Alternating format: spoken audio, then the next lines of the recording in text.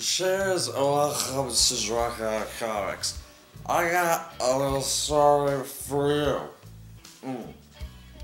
It takes place is the new 52, which is different than the old 52 in the DC Comics, except for all the stuff that stayed the same, I guess.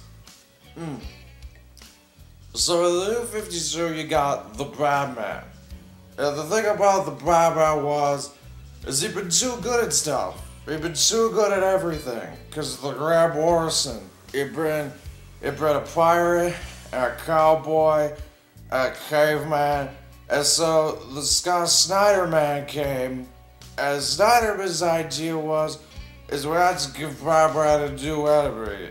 And I had to give him stuff we didn't really know before. So Birdman has a party. And all his sons are there. He's got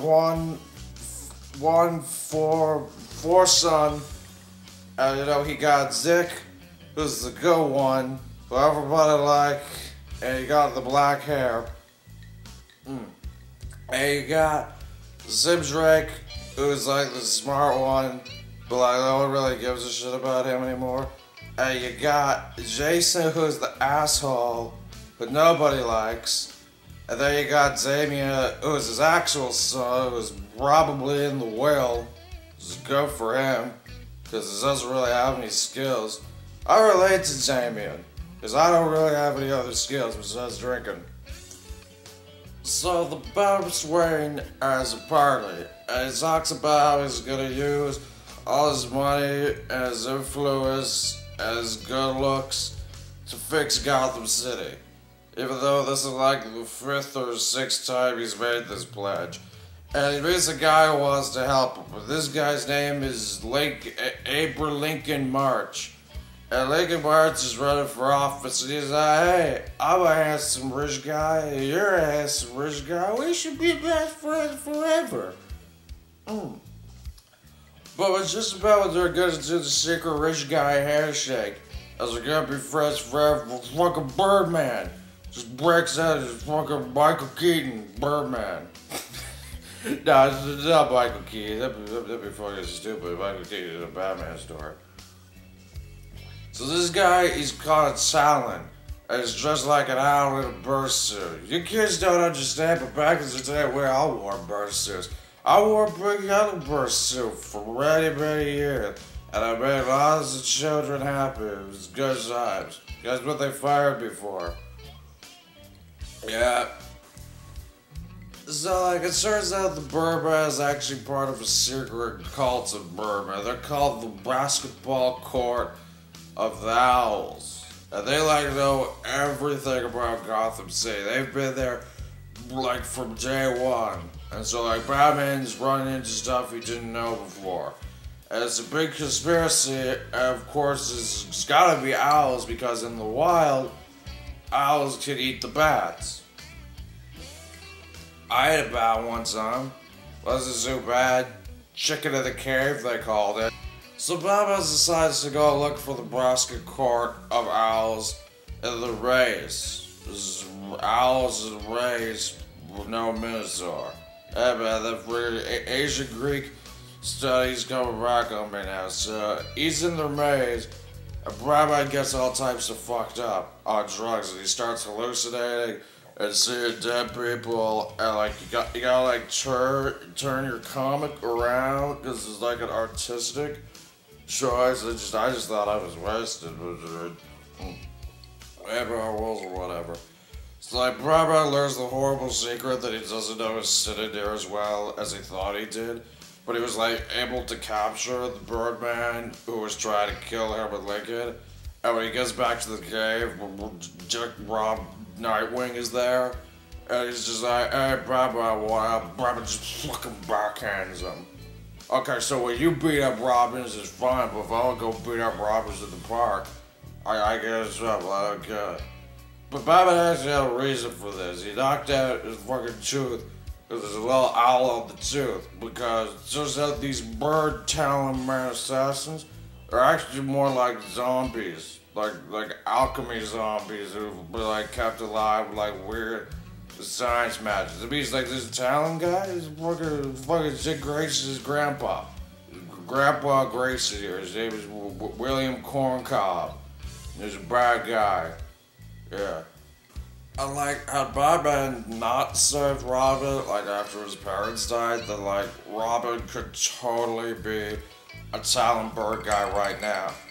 And that's Dick. I mean, Dick's the good one. Dick's the one who's doing everything right. I mean, he's the favorite son, so you can't have that. So it turns out, like, the basketball court of owls actually doesn't have, there's like more than one salad. It's got like a whole bunch. Like, his Batman pissed them off because they can't have that with the creepy, eyes wide shut cult master. Like, just work all the Birdman, and send them after the Batman. And they do. And they invade the cave, and it's friggin' awesome. There's like dozens of them. And what's Batman do? Batman's got a fucking Iron Man suit. Is what he has. He's like, not in my house, birds. And he's like, it's great. And it beats them all up. But that was only like the tip of the iceberg, because the court had unleashed a whole bunch to kill a bunch of important people. Important people in Gotham. I wish I was important. My wife said she left because it wasn't important. And that's what's called the Night of the Owls. And that was like a whole other event. But what happened from there is that Birdman looks deeper into the cult and to his parents' own murder. He eventually finds out that the guy pulling the strings on everything was actually Lincoln March himself. But we thought it died, but it was a total fake out, as is often the case. Lincoln March has been pulling all these strings because he hated Batman. He hated Batman because maybe he's his half-brother. Or maybe he's just a brother we just know about. He's a brother from another brother who was the same brother. But he was sick and they locked him away. But there's also a good chance he could just be freaking crazy. They haven't really got back to this story, even though they probably should. And he's got his own, like, owl suit. And they fight each other. And they fight, and there's planes and explosions. And of course nobody ever finds the body after the fight, because this is comic books. And the whole thing ends with Batman and Dick, who is the favorite, talk about how they saved each other from horrible fates.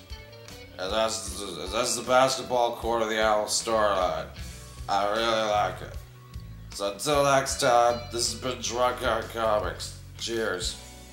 Hey guys, so that was the first episode of Drunk on Comics, an idea that I've had kicking around in my head hole for, I don't know, like a little while now.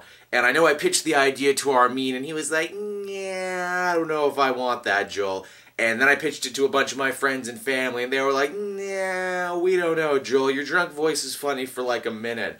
We don't know if we would watch a whole show about it. Obviously, if you couldn't tell, I took a lot of inspiration in this sketch from the Drunk Comedy and Trailer Park Boys, a lot from the Drunk Uncle sketch from Saturday Night Live, and I think even a little hurry-ass plinker got in there somewhere from Red Letter Media. Hope you enjoyed it. Feel free to leave your comments down below, and especially if you have a storyline you would like to pitch for me to give the Drunk Comics treatment, please do. I'm looking for feedback on this one. Until next time, everybody.